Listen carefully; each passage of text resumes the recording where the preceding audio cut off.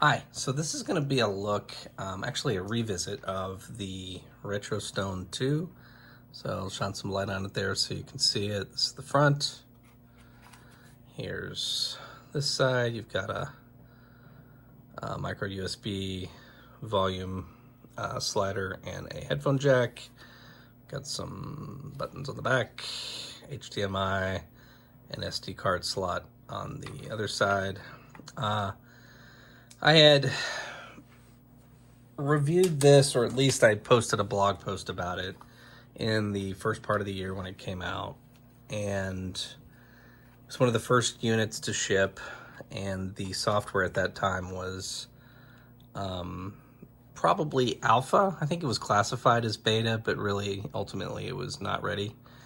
And the developer community, the developer working on it on the Retro Orange Pi forums, has made a lot of progress and has been very responsive. And he actually reached out on my site there in comments and said, hey, might want to go check it out again. And I had mentioned in my blog that I wanted to go back and revisit it in a month. I just didn't necessarily want to be part of the beta test cycle, just because I didn't really feel like I had time or inclination to do it. So anyway, so this is it's March now, and that was the first part of the year, and it's grown a lot, and I wanted to update my thoughts on it. So it's like a 40-second ish boot, at least as I've got mine configured. Feels really good in the hands. It's solid. The screen looks really, really good. I'm gonna adjust the exposure here just a bit. So it's good and contrasty. It's viewable at kind of all angles. No complaints there. The battery life is great. And like I said, my original takeaway was that it felt like it was underpowered hardware. It's not exactly like a Pi, Raspberry Pi. It's a Pi adjacent hardware stack that the designer built ostensibly to, I guess, be more specific for the emulation purpose, or at least more geared to that. But it's also not necessarily what you would expect in terms of processor. And so my original impressions were that it was just very laggy, really so much that it was nearly impossible to use. Now, the developer on the forums there, I'd went on the forums and posted some comments, and he was very, very responsive. So much so that I felt really inclined afterwards to make a donation, because he's working his butt off, and when you buy the RetroStone or the RetroStone 2, you're paying for the hardware, you're paying for the Kickstarter or wherever you found it, but you're not paying for the work that goes into the software stack. And I think it's fair that his time be rewarded, or at least shown some appreciation. And my little small donation goes nowhere near covering, I'm sure, the amount of time that it's got in this. It is a labor of love. So at any rate, he reached out to me on the comments on my forum, on my blog there, and said, hey, might want to check it out. I made some updates, and indeed he did. So the kind of the start menu, the emulation station theme is a little more, I don't know, it's tight. It's also like maybe lower res, I don't know, but that doesn't, hurt it at all. It makes it kind of snappy, and it fits the style that you're looking for. They turned off Wi-Fi and Bluetooth, I think, by default on boot, because I believe there were some kind of maybe race conditions for trying to, initialize that stack. And in fairness, the Wi-Fi was a stretch goal, so it was added after the fact. So you can look and kind of walk around just a little bit. Like, this is kind of where you configure it, and it's still the same sort of deal where you can jump out to like Retro Orange Pi, and there's an RMBN desktop. You plug in you can plug in a USB keyboard and mouse and a thumbstick and go to town loading up ROMs and stuff. So pretty neat. Mine, I've got it configured with classic NES, the Genesis Mega Drive stuff, Game Boy Color Advance, and regular classic Game Boy, Game Gear, Coleco, and C64, and a couple links and some MAME. And I tried some like at least looking at MAME. This is sort of hit or miss, but it's hit or miss in the same way that MAME always is. So I mean, I don't really blame them so much for that. I tried like Mortal Kombat 1 and 2 ROMs, and they really weren't functional. There was a lot of lag there.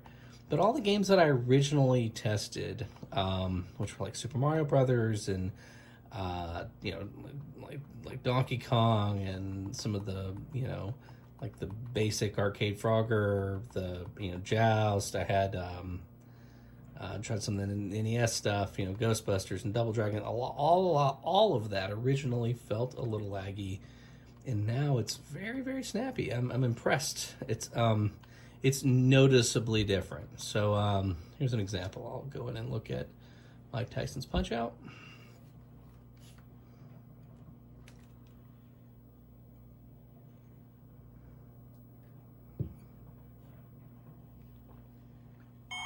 We get an idea of the load times. They're about what you'd expect for some kind of emulator. Not out of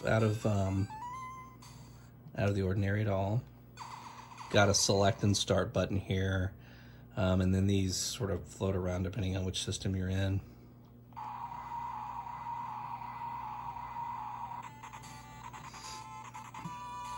Pretty sure it's going to be these two.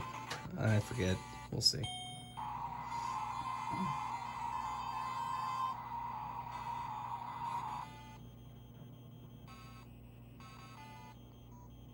It's like, you gonna do something? I don't know. Maybe. Alright, so it's the bottom two.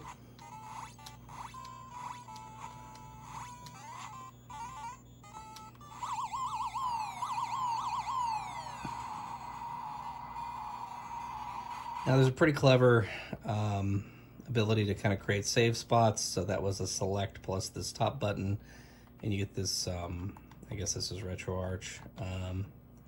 That's providing the ability to kind of create save slots, which is nice. So we'll have to remember your codes anymore from his Rocky sequence there. You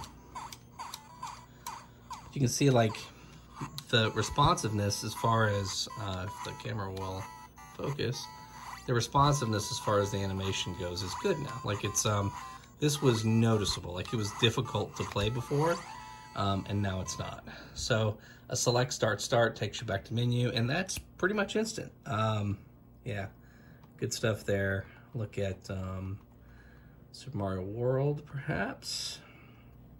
So originally the Super Mario World, like any of the Super NES games, were pretty sketch. Now they're not.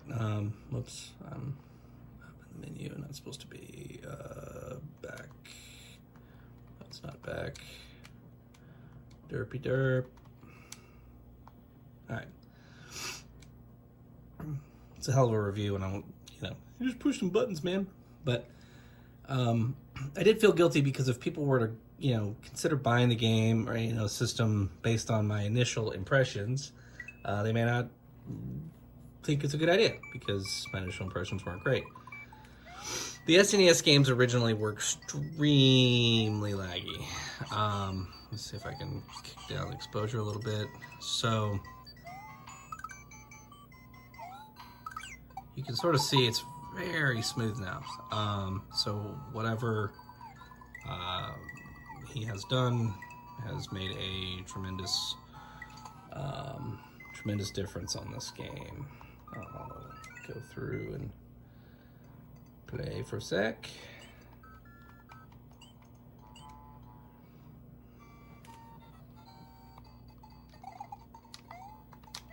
Looks like, so this one, jump, run looks to be this button.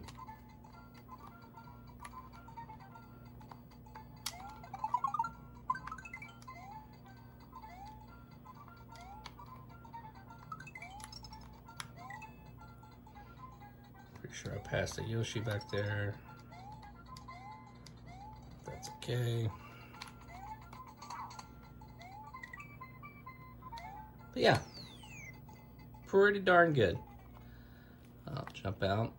This isn't gonna be a long video. I just thought I'd kind of hit some of the high points. So let's see, that was Super NES. Let's go to, so I'm using this faves menu, which is pretty cool. You can fave from the individual wheels or game systems, you know, games that you like. They'll pop over here for convenience, which is pretty cool. Again, that's like Emulation Station and RetroArch, but so Super Mario Brothers. Now this never really had a problem. Like I turned on the FPS counter and it looked fine originally. And still does. Good sound too.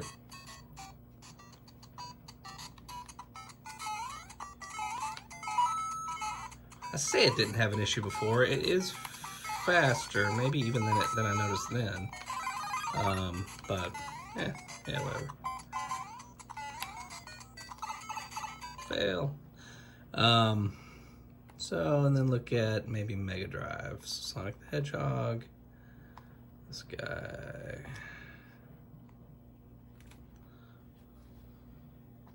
I know it's dark. I'm trying to focus on giving you a reasonable look at the screen and not the surrounding room here.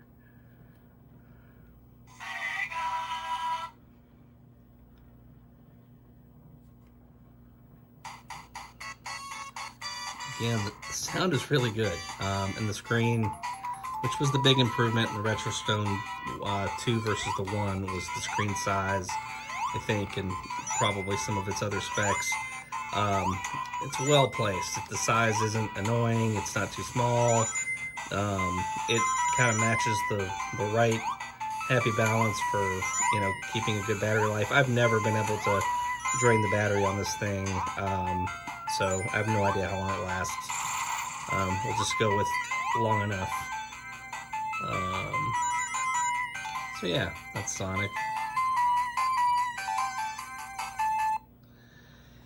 Finally, I'll look at so MAME. MAME is always, you know, it is what it is. You know, the quality of MAME is going to be based on, you know, matching your ROM with the right emulator. It's going to be based on a lot of things. So I want to look at Tapper because I thought Tapper was kind of a fun choice. This cocktail table has Tapper also, but it has Tapper running on an arcade SD, so it's an emulated version of Tapper, and this is pretty interesting. So the arcade SD version of Tapper, Coin Up, actually has better colors than the one in this like multi-cart ROM that I have. If you look, these are right and my cocktail is wrong. Now that's, I mean, I've known that my, you know, cocktail table was wrong in that particular game for a while. Some of the other games aren't really good, but that one wasn't. So anyway, all that to say that, you know, Tapper's an MCR game. They're usually pretty difficult to emulate, and the RetroStone does it quite well. So like you know, kind of the handle pull is a full stroke on the button. If you go too fast, then he does half a glass. So like that, or you can do two small ones to get them to come out. But yeah, really, really good. So now, not all of the MAME stuff is as good, but some of that might just be me, you know, mismatching MAME versions. The sort of interesting part of the setup, which I think is clever, is that as you kick off a MAME ROM, get focus here. Focus. All right, cool. We've got this option to kind of press a button real fast, and you can change. Come on, exposure. My iPhone's not feeling super smart today. Anyway, you can change your default emulator here through the launcher, which is pretty cool. So you can like, hey, that emulator's not working, which is the LR 2003 or whatever. Let's try this other one, and you know, so it's kind of a neat, kind of convenient launcher override, which I thought was nice. Which, and I don't know if that's Emulation Station or RetroArch, or if that's unique to this. Don't know, don't care. Just thought it was nice. This acts as a coin up. Now, Frogger, in this case, Frogger could stand to be letterboxed or something. Let's see. Find Frogger. Frogger still starts with an F, right? Yeah, cool. So if you look at, it's just, I don't know. It's like squished or smashed or distorted or something. I don't know. The sounds are good though. I mean, so I don't know. It is what it is. It's handheld. I think I would have preferred this, kind of take on the vertical format a little better and letterbox the sides. And I'm sure that's something I could go in and configure if I gave it 3 seconds to go figure that out, but I haven't. Anyway, we're running on about 15 minutes now, so this is probably enough. But again, I just wanted to follow up on my original kind of blog post and impressions of the RetroStone 2. Originally, I felt like it was a little too laggy to be useful, and it seemed as if it was just starved for hardware, and the developer on the project has really pulled it out. I went from meh to yes, I totally recommend it. It's awesome. So, yeah, great work, and it's pretty damn cool. Well, anyway, thanks for watching. If I can help you, if you have any questions, hit me up in comments wherever you see this, and yeah, thanks.